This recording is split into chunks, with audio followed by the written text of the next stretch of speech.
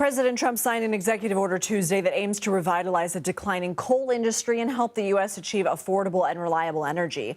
A big reason behind President Trump's energy push is his desire to have America lead on artificial intelligence, something that consumes an extreme amount of electricity to operate.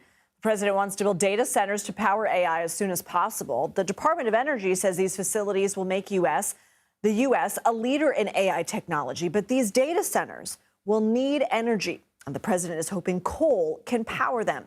Tracy Wholf joins us now. She's a senior coordinating producer of the CBS News Climate Unit. Tracy, what can you tell us about this new executive order and the president's plans? Sure. So this executive order really doesn't come as any big surprise. This is something that Trump was promising when he came into office. He wanted to revitalize fossil fuel energy. He wants to build that energy, American dominance in energy production.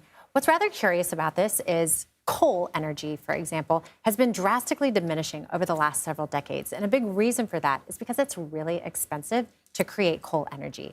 Just as an example, when we look at our U.S. energy grid, 43% is created by natural gas, 20% by renewables, 18% by nuclear, 16% by coal. So this idea of revitalizing coal economically is going to be very, very challenging. It's expensive to generate coal. There's not as much coal production as there used to be.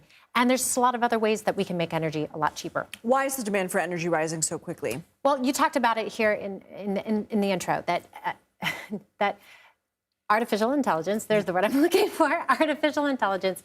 All of these things, a lot of our technology requires a ton of energy to create. And so as we want to develop AI, as we want to build more data centers, as we want to power our cars, our homes, all of it requires so much more energy than what we used to have. And so we're going to be seeing that uptick in energy demand. And that's why, President Trump is looking to create more energy so that we can power these things. So what are the downsides of increasing coal production? Well, the biggest downside would be it's really dirty to generate coal.